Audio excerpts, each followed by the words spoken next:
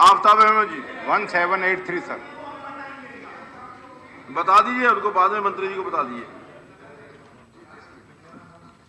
श्रीमान जी, पिछले 3 वर्षों के दौरान अवैध खनन की कार्रवाई का विवरण निम्न प्रकार है। पकड़े गए वाहनों का ब्यौरा 3 साल का है, छोड़े वाहनों का भी है, जुर्माना राशि कितने रुपए, FIR की संख्या भी है, जिलावार विवरण के अनुरूप वो लगाई गई है।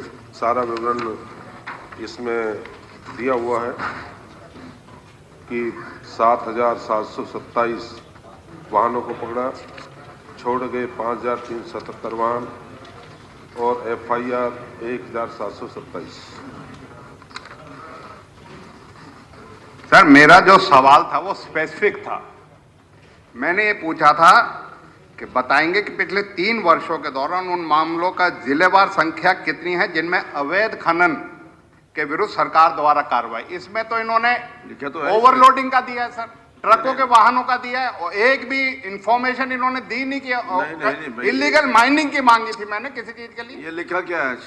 3 वर्षों के दौरान अवैध खनन पर की गई कार्रवाई का विवरण। ये उसमें पकड़े तो गए वाहन है, मतलब पकड़े गए वाहन है सर। उसमें इन्होंने एक भी ऐसा इलाके का या एक भी इन्होंने कोई विवरण नहीं दिया कि कौन सी जगह लिखा हुआ है। ये सर क्या है? ये तो ये वाइज लिखा हुआ है, सब कुछ लिखा क्या हुआ है। लिखा हुआ है सर?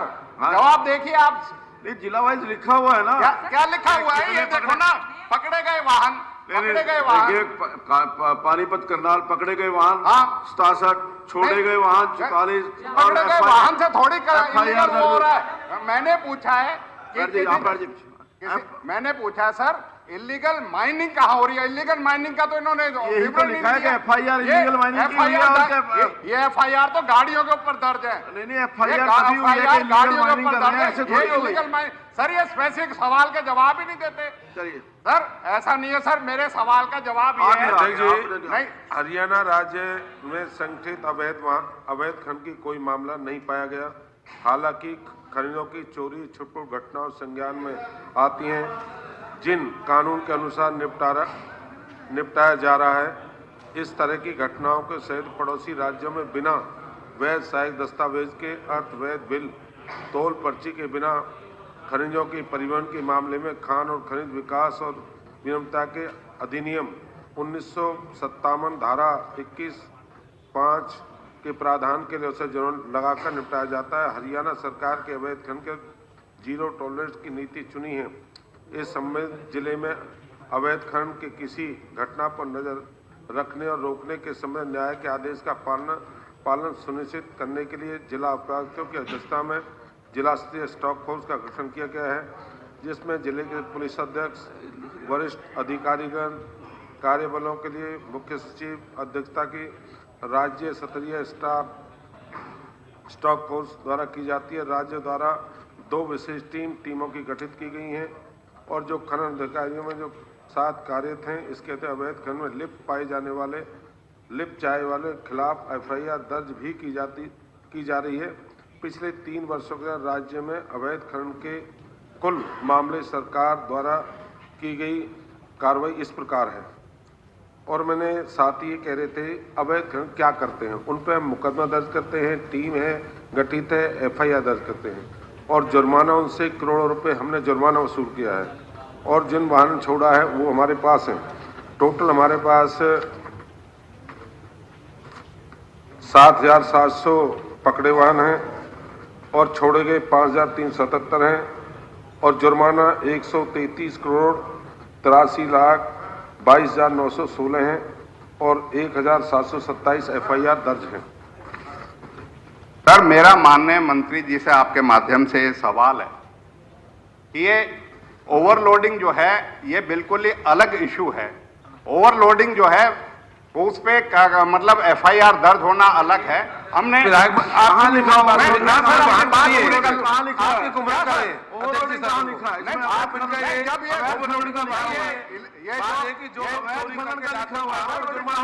को बताने तो दो आप सर, वही लिखा हुआ है मेरे को बताने दो सर सर ऐसे थोड़ी है जो अगर निकाल के देखो ये डिटेल जो है ये ओवरलोडिंग का है सर। ऐसे आप किसी चीज को ये कहना किसी चीज के लिए ये देखिए एक मिनट नहीं, अगर किसी चीज के लिए सर मेरे यहाँ तो एक मिनट हुड्डा साहब मेरा कहना ये है कि अगर ये अवैध खनन लिखा हुआ है ना इसके अंदर, ओवरलोडिंग कहाँ लिखा हुआ है? नहीं, अवैध है ना चलान, आपको भी अवैध खनन के लिखे चलान नहीं। अगर हमारे यहाँ खनन स्पीकर साहब, ये सवाल इनका है, जवाब इनको देने दो। आप क्यों जवाब देने लग जाते नहीं, मैं ये दे रहा हूँ कि ये गलत इंटरप्रेट गलत, आप तो इनको मौका उन्होंने दो, जवाब दे दिया। मौका दो। अगर ये गलत सवाल पूछने दे कहते भाई गलत जो बड़ी गलत रहे ये, तो जवाब आप क्यों दे रहे हो? इनको देने दो।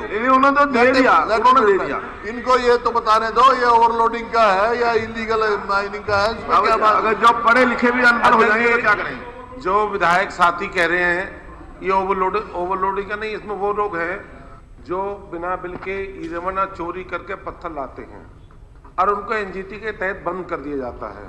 उन पे एफआईआर दर्ज उन पे होती है। उनके पास वाहनों के 3 लाख 4 लाख रुपए, जो 25 साल थे उस पर 3-4 लाख, उससे कम है 3 लाख रुपए 2 लाख रुपए।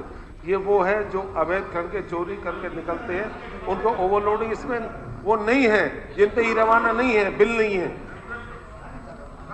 सर मैं आपके माध्यम से कहना चाहता हूं, मेरे जिले में कोई माइनिंग नहीं होती और मेरे जिले में जब ये जिलावार देखा जाए तो ये चालान है ना, ये सबसे ज्यादा है। यमुनानगर में और भिवानी में जहां वो होती है उससे मुकाबले में, मतलब तो जब ये नहीं होती तो इलीगल माइनिंग के तो है ही नहीं सर। ये तो जो सरासर ओवरलोडिंग का इन्होंने करके और जो व्हीकल पकड़े उनका सारा चालान करके, और एक एक चालान जो है 10-10 लाख के होते हैं। मंत्री जी आप तो खुद स्वयं चेकिंग पे भी गए हैं। मेरा तो आपसे ये है कि हमारे यहाँ जो है ना यही धंधा है और उस चीज को, किसी चीज को, उस चीज को जो है चोरी है, खनन जो है हमारे यहाँ नहीं होता किसी चीज के लिए। जहाँ जहाँ चोरी है विधायक जी को साथ लगे। मेवात में अगर मेवात में चोरी है, नहीं हम तो सर ये कह रहे हैं जहाँ चोरी है साथ लेके चलेंगे विधायक जी को। सर हो गया नहीं सर किसी चीज